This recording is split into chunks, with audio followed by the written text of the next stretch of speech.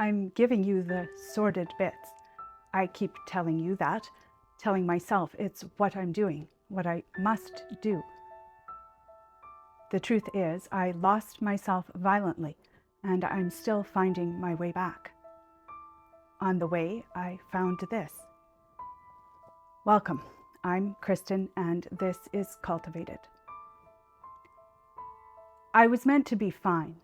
I'd run away, caused a commotion, but it was worth it. No more meetings. No more frantically whipping up some exquisite lesson I'd learned over the few days between so many meetings. No more stand and deliver. No crafted eloquence just shy of perfect. It needed to be believably authentic, not too considered. No more drives to and from those meetings either. That was almost as good as not giving testimony or offering prayers, which, if they'd been truly authentic, would have been raging diatribes against professing itself and the 2x2 cult writ large. No more quick glance at Dad to determine what kind of ride it would be, although that was never set in stone and you needed to be on your toes, ready for anything. I was meant to be living what we now refer to as a best life, meant to be the teen I dreamed of being. I'd studied the manuals, Sassy on repeat, Vogue for the clothes. Read all the books, prepared myself for the trials of popularity, the boyfriends and the best friends and drama, ready to sink into all of it fully and completely. No more split self, halved and quartered into shards to be whoever she needed to be in any situation. I'd be simply me. The first problem had been church replacing meetings. I'd joyfully mentally claimed what I considered my time. I anticipated those moments, free from the control imposed by the workers and enforced by my father. Devastated to realize someone else had called dibs, fully furious to realize I had no say. I can't tell you exactly what I'd earmarked doing with those precious found minutes, but can tell you I considered them absolutely mine, and deservedly even more mine, given how much of mine had been claimed and then ruined. It wasn't like I was going to be productive in the Protestant work ethic sense of the word. Wasn't going to ship-shape the house while everyone else prayed to their gods.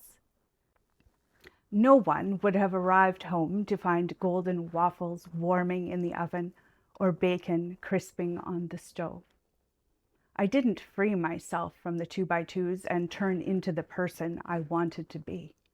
Honestly, I was so far from understanding who that even was. The workers had controlled everything, or done so by proxy. I'm confident I'd have only done what I pleased. Probably the furthest I got was deciding I'd sleep in. And here I was, not sleeping in, dressed in something black and on the very edge of church appropriate, seething on a polished pew in the balcony. But that was after my mom taught Sunday school at 9. Yes, no more meeting, no more car as prison. But the trade meant leaving the house an hour earlier and being at church for 2 hours as opposed to Sunday morning meeting for 1. My math had not been strong and remains poor, but the equation felt far more unbalanced than I'd expected. You know when you've been tricked. After the feeling is often a mix of things. Righteous anger if warranted, embarrassed sometimes, let down, disappointed, frustrated, indignant. I felt all of those things, but also betrayed. The feeling sits on the outermost ring of those feeling wheels therapist love, its ancestry tracing back through let down to anger itself. I didn't have the wheel then, didn't have the vocabulary, just the feeling, neighboring resentful, disrespected, and humiliated. What I did know was how betrayal in motion showed up. I wore the clothes of it, shaped my face of it, was an asshole because of it, and that exactly is the crux of the matter. Betrayal in motion was a terrible thing, and I embodied it. I was cynical. I was vengeful. I was on purpose, not nice. Oh, I fell on black days. The in-between time, it was supposed to be mine, and it wasn't.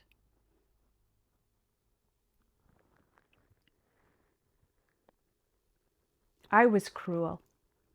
Did I ever tell you about the time I stole a friend's boyfriend? To be clear, she was the kind of friend a person should be lucky to have. She was kindness. I think she became a yoga teacher. Her boyfriend was, to be honest, a bit of a jerk. The kind of boyfriend you steal when you've decided you don't deserve good things anyway. Taking him when I didn't even particularly like him was a bitter performance. I see that now. The things I said to my brothers, to my mother, to any straggler friends are gone, but their aftermath stays with me. One of the cruelest things is a writhing, bitter teenager, and wretchedness seeped from my bones. But understanding why doesn't preclude atonement, and reparations, if they've come, they've been late, they've been small. March 17th, 1989. This is who I was. I stole the boyfriend to perform being cruel. I kept an essay to prove that I was. For 36 years, I kept evidence of the worst version of myself. A handwritten grade 10 essay about Hitler, buried deep in a black binder, hidden at the bottom of a storage bin. It survived multiple moves, even a short-lived but intense Marie Kondo year. I believed it proved who I was capable of becoming. I kept it for two reasons.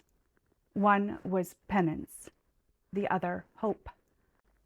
Hope I'd one day be strong enough to reckon with a version of me that made me throw up in my mouth a little every time I thought of her.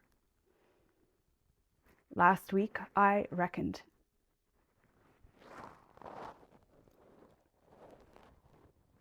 Months before, I'd found the bin where I knew it to be, dragged it out from under the stairs, hauled it up to the main floor. Last week, I pulled it from under my desk and for the first time since writing it, read each word of the essay through. For decades, I've remembered writing a defense of Hitler's, I'm so sorry, brilliance. An essay that proved through cold logic and historical analysis that the monster was, in fact, a genius. I remembered an airtight argument, the kind that would make teachers uncomfortable because it was irrefutable.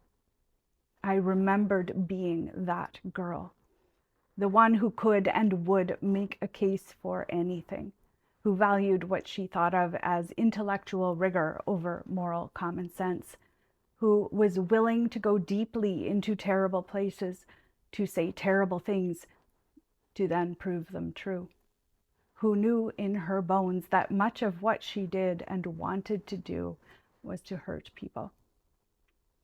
Knowing what I did about that girl, about the things she carried, about the darkness that had descended on her, it didn't excuse it. The shame, it was molten. No matter what I did to atone, it would never, could never be enough. And it crystallized over time, a heavy stone I've carried since. But here's what I actually wrote. A brief but clinical dissection of power. How a failed artist became an incredible force. And then in my conclusion, which I'm sharing even though the first part of it makes me want to disappear, I wrote, any person with this type of power is definitely gifted. He convinced his people to kill about 6 million Jews. But if we could use this power for good, imagine the possibilities. I still push back strongly on her willingness to use this, of all things this, to make her point. And if I could go back in time, I'd give her a robust talking to and take away her pen until she could be trusted with it. But the realization, I'd misconstrued what I'd done. The understanding that for years I'd imagined myself as a Nazi sympathizer, as someone who'd have joined a white power movement, when that was the opposite of my thesis. I hadn't written a defense of genocide or even, frankly, of Hitler. I'd written a study of how a person convinces a nation to follow him. I don't even know how to tell you what a mind fuck this comprehension was. That bin contained so much from those years. A copy of the 2-page, single-spaced, typed manifesto I'd posted in the high school stairwells. Tactically unwise, but a strange pride lingers. Poem after poem, yearning to feel nothing. It must be nice. Journal entries depicting a through line of hoping for peace, but landing on it as achievable only with death. That girl scrabbled for handholds, understood no one would save her, realized it was up to her, and then tried to reject what was an insurmountable burden. It's clear from her poetry. She was alive, but she was dead inside. The poems I remember, but the essay did not live like those poems in my mind. Dark, shapeless, and too important, it became a tangled memory, my first measurement of the worst of her. It's been the benchmark against which I assembled every later crime, each of which I chained to my heart. 15 years old, studying evil's methods and dreaming someone could use power like this for good. The same girl who wrote Lonely is Poetry and stole boyfriends she didn't want. Who ran away to escape, who tasted freedom from the 2x2s, who no longer had to frantically whip up some careful lesson she'd learned. Stand and deliver, deeply disappointed to be simply shackled again, just differently. And here she was, basically writing, I've studied evil's techniques. Someone should use them for good. A dissection of disappointment, using history's greatest evil as a device. What I've carried for 36 years was put away, mislabeled, and then misinterpreted. I hadn't admired Hitler. The sweet relief of that is a beautiful thing. And then another realization.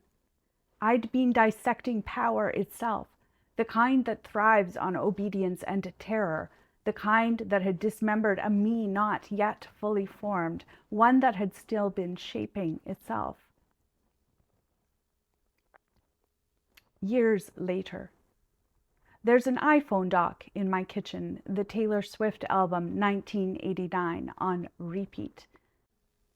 My young daughters are dancing while Taylor sings about football games and sweaters and heartbreak. I'm washing dishes and thinking about actual 1989 when Taylor was 3 months old and I was writing provocative essays about genocidal dictators and stealing boyfriends as practice for the cruelty I imagined might protect me. I wanted my daughters to have Taylor's version of 15, not mine. But how do you give your children what you've never had? You study the manuals. When I married, I bought a 4-pound Emily Post book to learn etiquette, scrutinized a household management guide, lots of baskets apparently. I inspected other families, sampled TV show renditions, assembled all of this into a collage of what normal might look like, tried to use any power I had for good. I've spent a life trying to learn from external sources what others seem to know instinctively: how to be saved, how to rebel, how to be a wife, how to make a family, how to respond to social miscues and use manners to protect what you're trying to build. You build it from the outside in and hope that eventually it takes. What breaks my heart? I've been a good student, learned the rules, made the playlists, hosted Hallmark movie Christmases, bought the books, organized the closets, made the dinners. But you can't manual your way into life.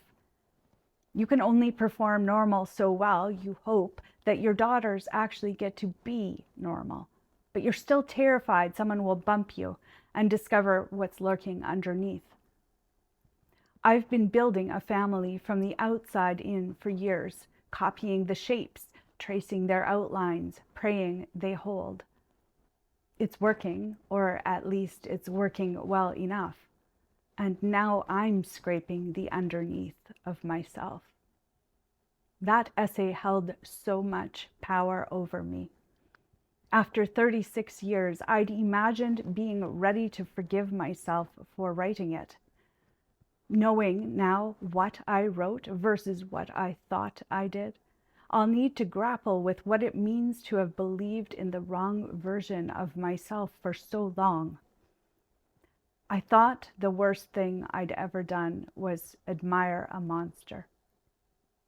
The worst damage had been deciding that I was one.